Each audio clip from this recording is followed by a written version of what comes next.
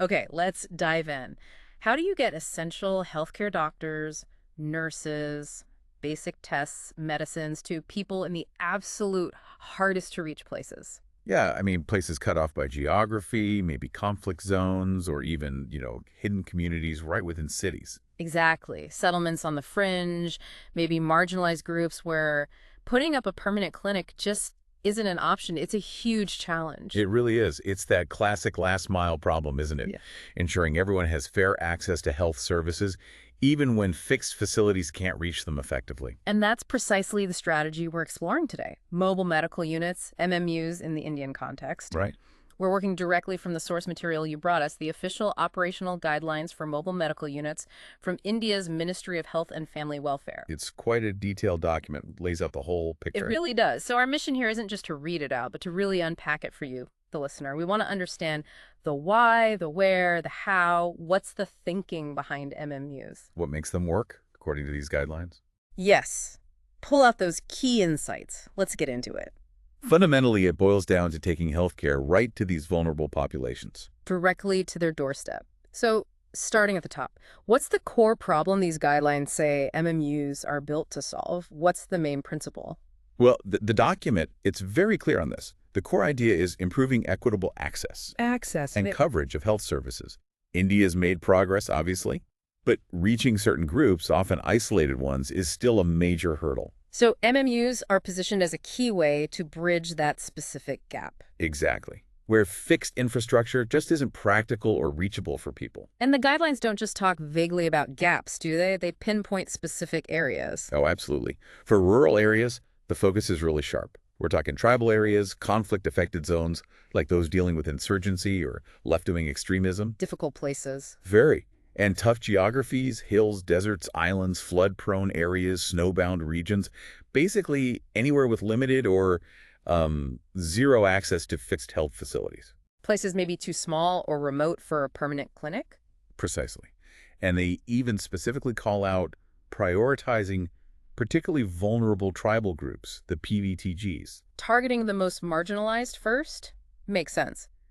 But it's not just a rural solution, is it? The document mentions urban areas too. That's right. MMUs are also aimed at marginalized communities within cities. Think about settlements of, say, rag pickers or homeless people, migrant workers maybe camped near highways or railway lines, under flyovers, Places where there's literally no space for a building. or in really dense slums lacking basic infrastructure. It's about getting services to people wherever they happen to be living, often in these non-traditional spots. It highlights the flexibility needed. Now, these are revised guidelines. What does that revision tell us? Suggests a learning process, right? It tells us exactly that. They acknowledge that earlier MMU experiences, while they varied a lot in effectiveness, Mm-hmm. the outcomes didn't always seem to match the investment put in. Sometimes challenges with planning or coverage consistency, or maybe trying to do too much on wheels. Did they mention anything specific that they learned didn't quite work? Yes, one thing is explicitly mentioned. Trying to provide effective X-ray services through MMUs often proved not really feasible. Interesting. A concrete example of adapting based on practical limits. It is. It shows they're refining the model based on real-world feedback. So how did they leverage other health system improvements in these revised guidelines? They really lean into recent progress. Things like better mapping technology that helps identify these inaccessible clusters much more accurately now, so route planning is smarter. Makes sense. And the wider presence of ASHAs, the accredited social health activists, right down at the community level. They're crucial for mobilizing people when the MMU arrives. That ground level connection. Yeah. Plus, there are generally more functional fixed health facilities now than perhaps there were before, which means referrals might involve shorter distances. And you've got the NRate emergency ambulance services scaled up, plus more telemedicine options becoming available. Creating better support pathways. Right. Better referral links. And how does that free diagnostics services initiative play into this? You mentioned diagnostics earlier. That's a key piece of integration. That initiative uses things like digital imaging, teleradiology, often in a hub-and-spoke model. Okay. So MMUs can now function effectively as points for collecting samples, blood, sputum, etc., which then go to a proper lab hub. and they do basic point-of-care tests right there. Ah, so that connects back to the X-ray point. Exactly. It's partly why X-rays aren't advised for MMUs in these guidelines anymore. Those complex diagnostics can often be handled better through these linked hub-based systems. So the revisions are about making MMUs smarter, more focused, better integrated with community workers and other tech, really zeroing in on what works best on wheels. Yes, optimizing the use of the vehicles and the staff, converging with other programs, the goal is clearly stated, make sure the outcomes actually achieve that objective of reaching the unreached effectively. Okay, so let's talk services. Annexure 1 goes into detail. What's the core offering when an MMU pulls up? The main focus is on preventive, promotive, and basic outpatient curative care. And a really crucial point, it's all free to the patient right there. Free at the point of care. That's vital. So what kind of services are we talking about? Annexure 1 looks pretty comprehensive. It really is. It covers a broad range of primary health care needs.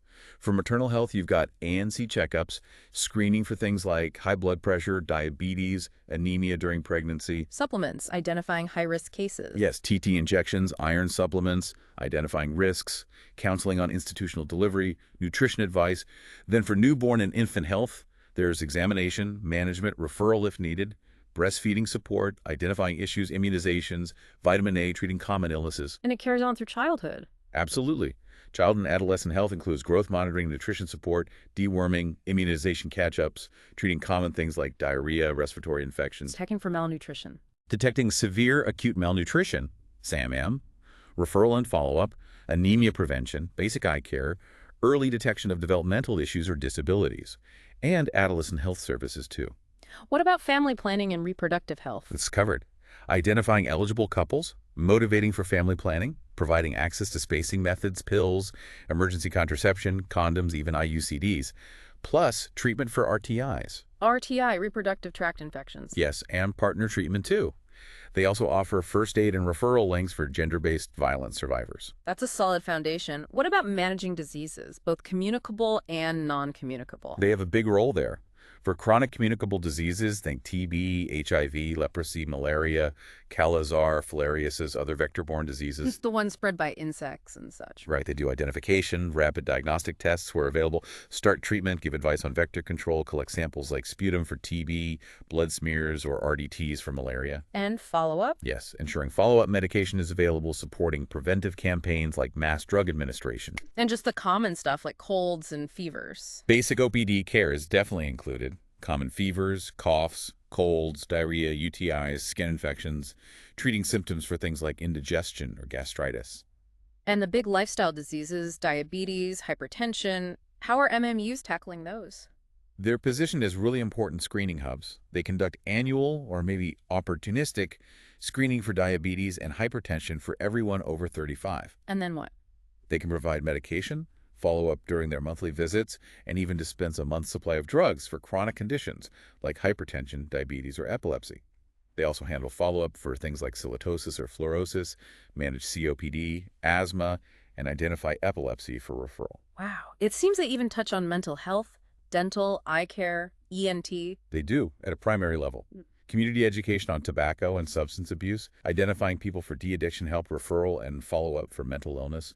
Basic dental includes hygiene education, spotting fluorosis, referring for cavities or potential cancers, treating simple mouth issues. And eyes and ears. Screening in schools and communities for vision and hearing problems, managing common eye infections like conjunctivitis, ear infections like ASOM, providing first aid for eye injuries or nosebleeds, basic care for colds, sore throats, sinusitis, and in geriatric care, too, managing common issues in older adults. It truly sounds like a comprehensive primary care clinic on wheels, and they do some basic tests right there. Yes, the point-of-care diagnostics are standard. Blood glucose, pregnancy tests, basic urine analysis, hemoglobin checks, height, weight, vision tests. And like you said, collecting samples for more complex tests elsewhere. Exactly. Blood, sputum, leveraging those wider diagnostic networks. You mentioned screening for over 35s for specific conditions. Yes, the guidelines mandate annual screening for hypertension, diabetes, and common cancers for that age group. This links directly to providing follow-up and those monthly drug supplies. Beyond treating and screening, is there an educational component? Definitely. IEC information, education, communication is a core function. Educating communities on prevention, promoting healthy behaviors for MCH, communicable diseases, lifestyle changes for NCDs, importance of screening, recognizing danger signs for early referral. Treat, screen, test, collect, educate, refer. How often do these MMUs actually visit a particular remote spot? The baseline requirement is at least once a month for every identified site, Okay. but it can be more frequent. Depends on local factors, roads, terrain, how far the nearest fixed clinic is. And just to be crystal clear, these are for outpatient services. They aren't ambulances, right? No, the document is very explicit on that. They provide outpatient care, they give first aid, stabilize emergencies, but they organize the referral and connection to transport, like the 108 service, or arrange getting someone to a roadhead if needed. They don't transport patients themselves. Got it. That clarifies the scope. So operationally, how does this all work? How do they manage getting these units out there consistently? There are a few models laid out. They can be run directly by the government, or they can be outsourced. And the outsourcing itself has variations.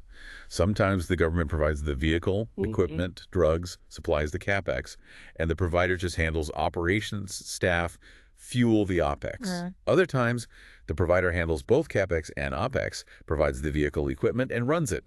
But the government still provides the drugs and supplies. And sometimes just the vehicle. Yes, outsourcing just the vehicle through a public-private partnership, maybe with an NGO, is also mentioned as a possibility. Seems flexible, adapting to what's feasible locally. Who's steering the ship at the district level? The Chief District Medical Officer, the CDMO, they're the designated officer in charge for all the operational aspects of the MMUs in their district. Rogi Kalyan Samitas. Those hospital management committees are also involved. Do they get support from existing clinics? Yes, that integration is built in. The medical officer at the nearest functioning PHC is meant to provide support. And if there's a subcenter nearby, the A&M there is supposed to be available on the MMU visit day to help out. Route planning sounds like a nightmare in some of these areas. How is that handled? It's definitely critical. It's the responsibility of the CDMO and the district team. The first step is that detailed mapping we talked about, identifying every inaccessible village or cluster. Prioritizing the ones with no facilities at all. Exactly. And as part of that, they map out the designated referral points, the nearest CHC, DH, or tertiary center for each MMU route. And when the MMU gets there, where does it actually set up shop? The idea is to pick a spot that serves a cluster of hard-to-reach hamlets. In rural areas, maybe a central village, perhaps one with a weekly market where people gather anyway. Makes sense. In urban areas, it's right in the locality of the target marginalized group.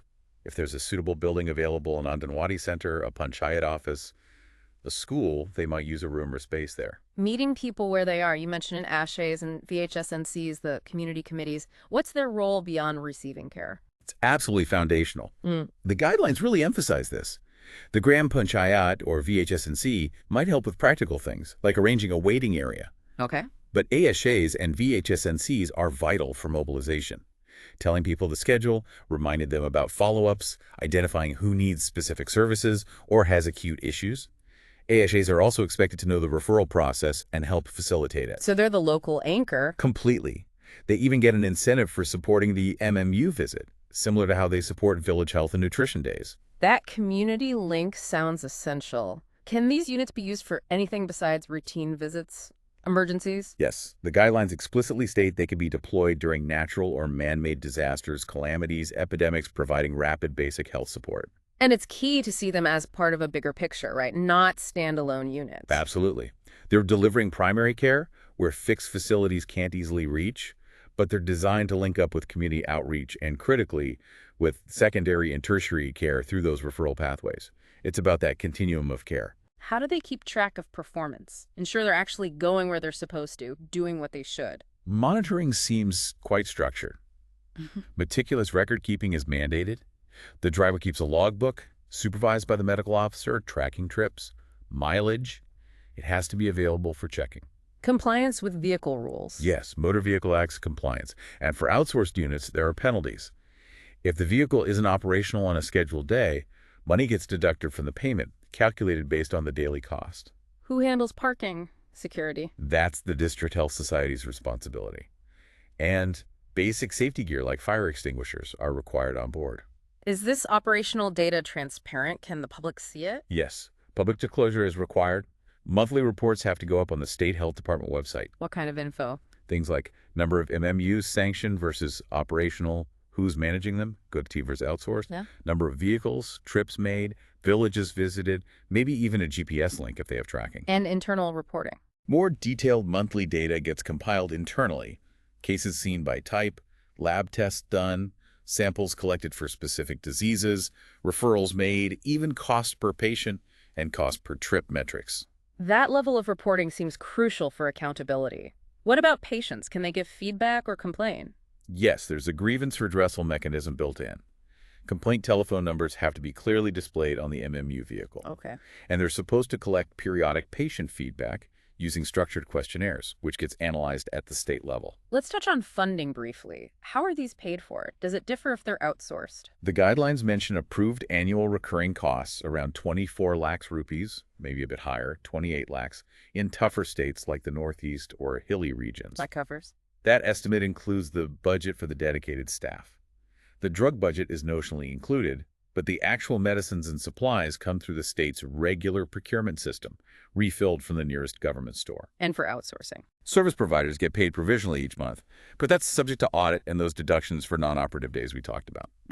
Providers also have to comply with all laws, minimum wage, labor laws, biomedical waste rules, safety standards, etc. To make them easily recognizable, is there a standard look? Yes, universal naming, national mobile medical unit, and specific color coding and design standards are prescribed for visibility. What if it's outsourced? It has to clearly state on the outside something like run by agreement no between gov agency name and service provider name.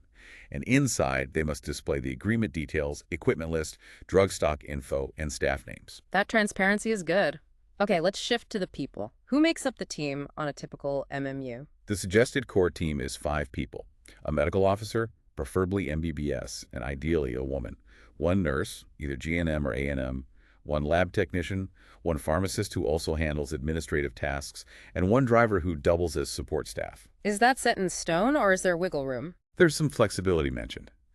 If the MMU offers a wider service package, maybe closer to what a subcenter provides, they might add another A&M, or if they add specialized services like dental or eye care, they'd need the relevant paramedical staff. And these staff are dedicated, not pulled from clinics. That's a key point in the costing. It assumes dedicated HR. If they're hired contractually, salary should be competitive, potentially with hardship allowances for difficult areas, as per state rules. Substitutes for leave are essential. And critically, the guidelines stress staff should not be pulled from existing functional clinics because that just shifts the gap somewhere else. Right, avoids creating new problems. What are the specific roles? The medical officer, MO, is the team lead, supervises everyone, coordinates with local health officials and community groups like the VHS&C. The nurse assists the MO, manages the vaccine cold chain, other clinical tasks. The pharmacist dispenses medicines, helps the MO manage biomedical waste, keeps stock records. Lab tech. Lab tech does the point-of-care tests, coordinates with disease programs like TB or malaria control for quality checks and reporting, reports monthly to the MO. The driver maintains the vehicle logbook, supervised by the MO. And circling back to the community link, the ASHAs and VHS&Cs. Their role is really detailed. They do awareness-building home visits, meetings about the MMU schedule and services. Yeah. They mobilize the community, distribute IEC materials. They help identify specific groups, chronic patients, people with disabilities, malnourished children, and make sure they connect with the MMU. Essential for follow-up, too, presumably. Absolutely, especially for long-term treatments. They also assist with emergency referrals. The VHS&C helps organize the site setup, manage crowding, and as mentioned, ASHAs get that incentive for their work supporting the MMU visit. It really highlights how integrated the model aims to be. Now, about outsourcing the appendices you showed, go deep into that. What do those model bidding documents tell us? They give a really granular view of the contractual side. They outline the specifics for bidding on both the CapEx plus OpEx model, where the provider brings the vehicle and gear, and the OpEx model, where the government provides those assets. So if a company or NGO wins a contract, what are their main duties? Their core job is to operate the MMU, strictly according to the approved procedures and routes. They have to provide adequate, dedicated staff, hired on their own payroll. They handle operational costs like fuel. And maintain the vehicle if it's the CapEx model. Yes. They must maintain detailed records, patient data, logs, inventory ensuring confidentiality. Compliance with all relevant laws is non-negotiable. Labor, bio-waste, safety. And importantly, no advertising their own brand on the vehicle, only the required official text, plus making records available for audits.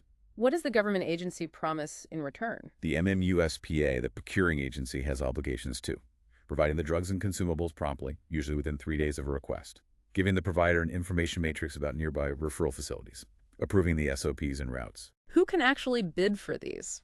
Sounds like you need serious experience and resources. You do. Bidders must be a legal entity, maybe a consortium of up to 3 partners with a clear lead. Individuals can't bid. They need proven experience in similar community health services. Financial standing? Yes. Minimum average annual turnover requirements over the last 3 years based on the bid value. It's higher for CapEx plus OpEx, like 60% of bid value, than OpEx, maybe 25%, reflecting the different levels of investment. And crucially, they can't be blacklisted. Makes sense. What are some key contract terms? They sign service level agreements, SLAs, often for 3 years initially, potentially renewable. They provide a performance security deposit, maybe 5% of the contract value. Payments are monthly but provisional, subject to audits and those penalties for non-operation. Liability, disputes. Liability for mishaps rests with the service provider. Disputes aim for mutual consultation first, then arbitration if needed. There are clear termination clauses for default or breach. Service usually has to start within 30 days of signing, and collecting patient feedback is mandatory. Okay, we've covered a lot of ground. The purpose, the services, the operational nuts and bolts, the team, the oversight, even the outsourcing details from these guidelines. It paints a picture of a very thought-through approach. It really does. You can see how they've tried to learn from the past, focusing on integration, community involvement, and the practicalities of delivering care in tough settings, whether run by government or a partner. It's undeniably a complex undertaking. Getting vehicles, trained staff willing to work remotely, reliable supplies, monitoring, community trust, everything needs to click. Absolutely. The success really depends on all those pieces working together effectively. So let's bring it back to you, the listener, who shared these guidelines with us. Thinking about all these challenges, the geography, the logistics, the human resources needed to reach these last-mile populations, what do you think might be the single most critical factor for the long-term success and quality of these mobile medical units? Is it consistent funding? Keeping skilled staff motivated in difficult posts? Or maybe the strength of that community connection, the ASA network? It's a tough one. Probably mixed, but what's the linchpin? Definitely something to mull over. A lot to think about indeed. Thank you so much for bringing us this incredibly detailed set of documents. It's been fascinating to really deep dive into the strategy behind India's mobile medical units with you.